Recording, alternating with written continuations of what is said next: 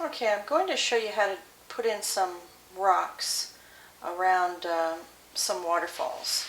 And I'm using a palette knife, and I'm just cutting across some brown and black so I can have a roll attached to my knife. And let's say there's a rock, maybe there's a couple of rocks right here.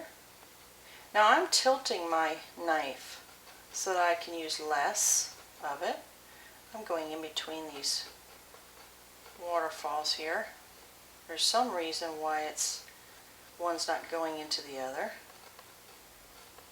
This is the underpainting part, which means with oil-based paints you always start with a dark in order for the highlights to show up. And maybe there's a big rock that lives right here. I'm covering up some of my waterfall. Maybe it goes off to the left somewhere. This is just demonstration purposes. As long as I'm uneven with my shape at the top, or different shapes or sizes with my rocks, I'm doing just fine. Maybe it's flat right next to the waterfall. And I am pressing with my knife with medium pressure. It's like putting frosting on a cake. It's a light pressure to medium. I'm just moving the paint around by scraping some in some areas and going to others. I can make this as big or as little as I want to. Maybe it goes all the way here. Who knows?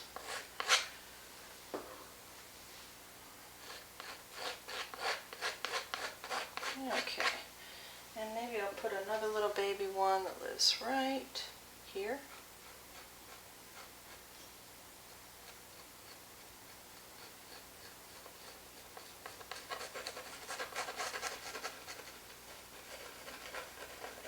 Trying not to disturb too much of my splash that I did before, but that's okay. You don't want it too thick. It will automatically, these very thick paints will automatically give a lot of texture, so when it dries it will feel like real rocks. But right now this is the underpainting part, so I don't want to do too much. Okay, let's stop there for now. I'm going to mix up a mixture of a lighter brown, so I'm adding a little bit of some white to a lighter brown, dark sienna is what I'm using. And I'm cutting across that to get another roll, and I'm just barely touching, so this time the paint that's on the knife touches the paint that's on the canvas. And I'm just grazing over top of it, letting the canvas grab what it wants to, give the illusion of different shapes. I can go this way to give the illusion of the top of this rock.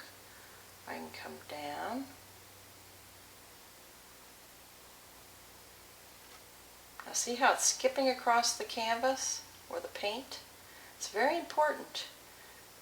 And very important, here's a Katie scoop for you.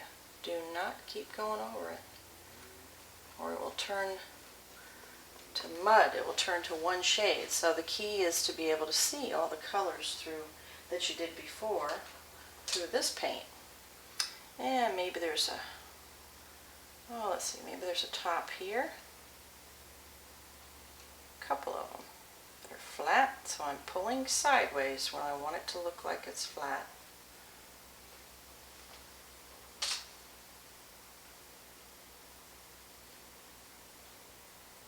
Maybe this one comes down here. I can't stress that enough. It's very light pressure. Very light pressure.